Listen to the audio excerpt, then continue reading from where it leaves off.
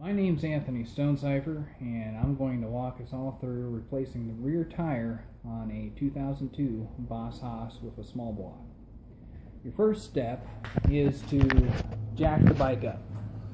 Now, I use a sock and a simple jack stand over on this side. This is your first step. You'll see that little tab. Let's see if I can get a good picture of it. Let's see. There she is.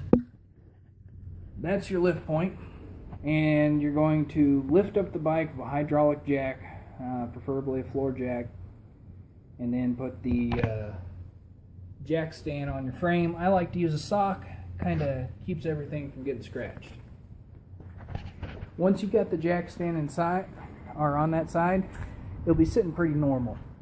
So you come to the other side, and you jack it up. I use the water pump. Maybe that's bad. I don't know. Haven't been told otherwise. But get a jack stand on that side. It will float your front tire. You can replace the front tire at this point. But we're going to be doing the back tire. As we see, she's ready for replacement. So, this video will break up from time to time, and I will try to show us all how to replace our rear tires on our bikes, because there usually isn't a lot of shops in any town that will do it. Alright, so we're back in my garage, and we'll continue with the tire replacement. Okay, as you can see here, I've used these simple jacks, screw type,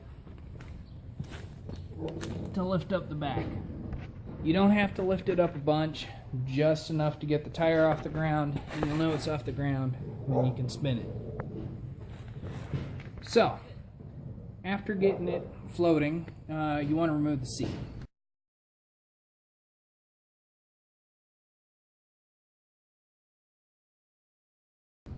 The seat's held on by a screw here, here, here, here, and here.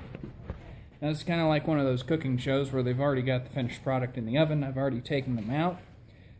You'll also need to take off your sissy bar if so equipped, with a screw here and here.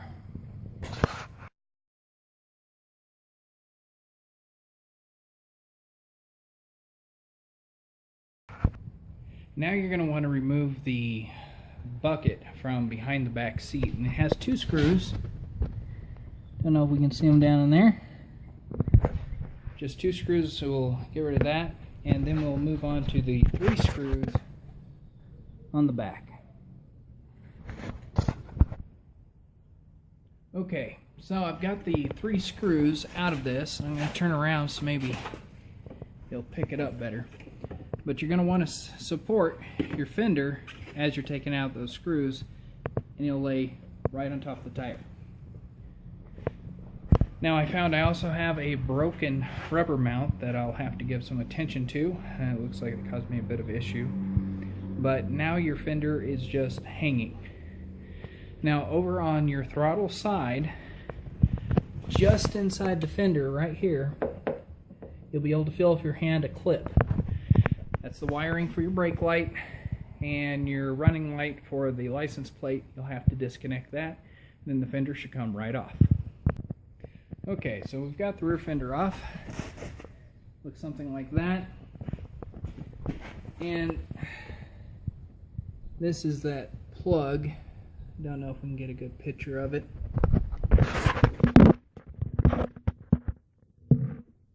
Just simple pull and pull. Comes right off. Our next step to get this wheel off is these chrome covers here, which you see I've already got loosened on both sides. Okay, now that we've got the tensioner plates off, what I like to do to kind of make this go a little easier when you go to take the pulley off is go ahead and loosen it up a bit so the tire's pushed forward, and give it exactly one full turn. So, look, like that. One full turn, so you know it needs one full turn when you set it back.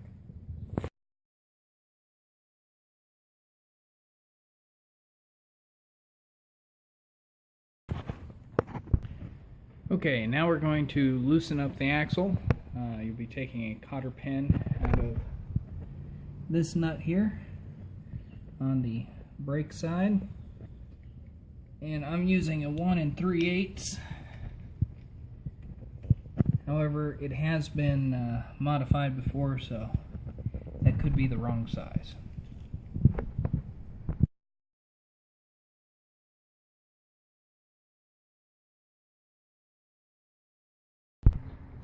And my first mess up. So, when I showed you the bike jacked up, what we should have done is remove this. Now keep in mind, this bar goes on the tire side, okay? It will fit on the other side, but it will also rub if you do that. So I'm going to go ahead and take that bolt out that I forgot earlier, but you should probably watch this entire video and then come back and see how it was done. Okay, some recap from the last couple of minutes. What I've done here is I've taken off the brake caliper. It's just the 2 bolts, and it'll come off the holding bar, and that will just slide out of the hub. The whole thing just as one unit, just slide out. We are going to need to clean these parts before reinstall.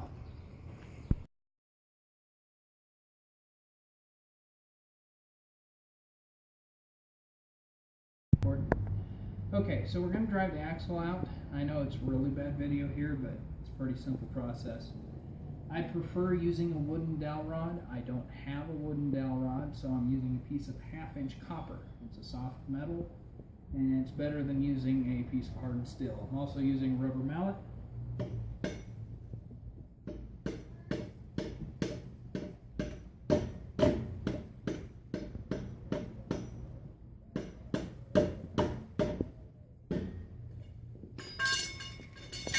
And once it comes out the other side, we can generally grab it and pull it across. Awesome. Okay, so I've got the axle out. Pretty painless. What you didn't see on camera is I lifted the tire up and I put a wrench under it, kind of put it back up, and she slid all the way out. Now we will notice that it's got some bushings over here. And on this side we also have the brake. As you take it out, make sure to keep track of where they go. I suggest get a piece of cardboard and place them out in order in the correct direction. Well, you get them back in there right. I speak from experience, I screwed it up last time.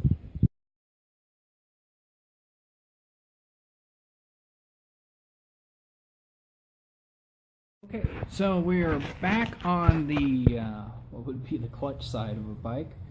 And we'll call it gear shift side. And we need to remove the belt cover. That will allow for the wheel to come out through the back of the vehicle. Now, the last time I did this, I jacked it up using the cherry picker, lifting up on the frame, and I took the tire out underneath the fender. You can do it that way, I've proven it. However, it is much more of a pain, and I would highly suggest, if at all possible, you avoid doing so. So take the fender off, much easier.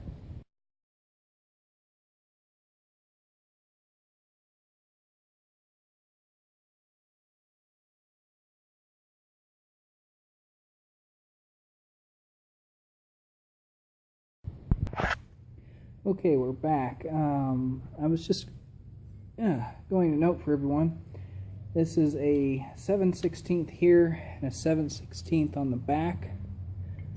So that's your wrench size for that. I'd highly suggest you put the nuts and everything back where they go with the spacers, because it's a real easy way to keep track of which direction they go and which washer goes where. I'm going to go ahead and show you this part here. However, if you can't figure out how to get a tire off, you probably should not be attempting this. But you tilt the wheel over to one side, you'll be able to get that bushing, take it off, and that will allow you to disassemble the rest of it. Okay, now, moment of truth, we are able to take out the tire. You want to get the belt, move it to the outside, and then you should be able to start rolling it backwards.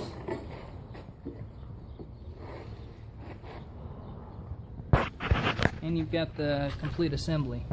Now you need to take off those Allens, and they've got bolts or nuts on the other side.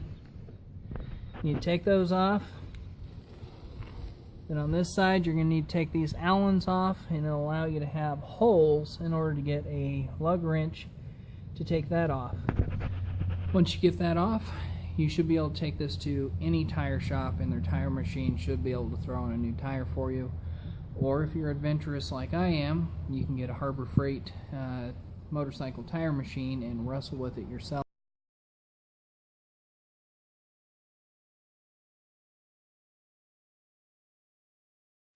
Okay, so we've got the Allens all out.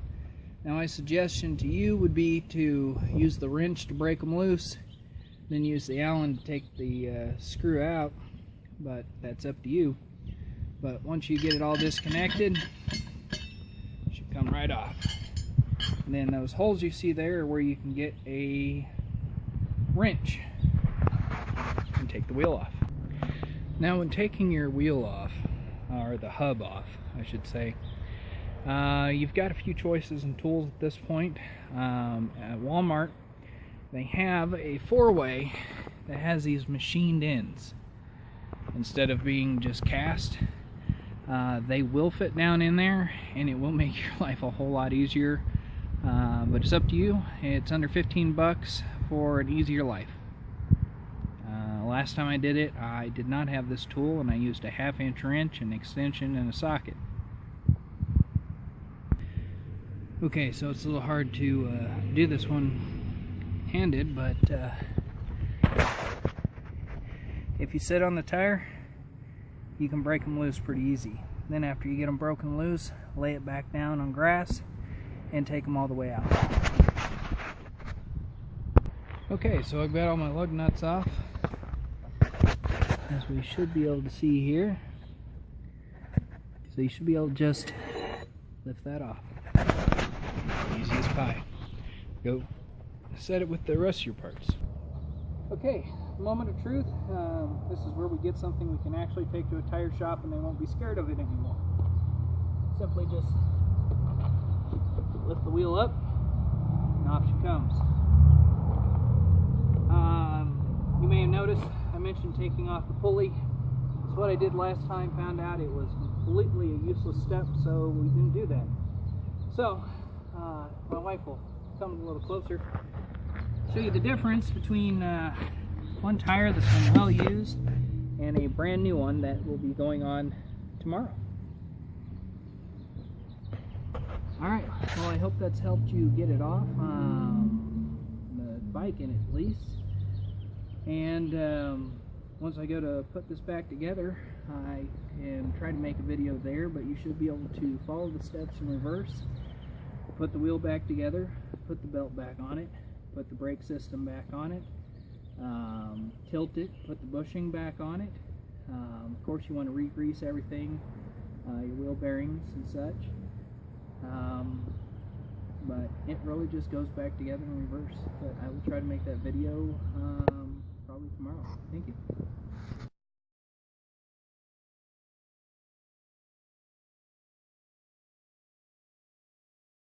None of the tire shops are open, seeing as tomorrow's Easter. Wasn't going to get this done till Monday, so I used the trusty Harbor Freight tire machine there and got it on myself. So let's go ahead and walk you through putting your bike back together.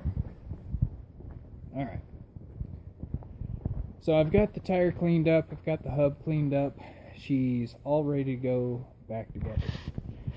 Now, see. Right here, that's your valve stem. Valve stem goes on brake side. So, brake side goes up. I don't know if you can see that, but the pulley's on the ground. So as long as you put it together this way, it'll be done correctly. I'm pointing this out because I myself, the last time I tried to switch out the tire, screwed this up, put it on backwards, had to take it apart. Very big pain in the butt.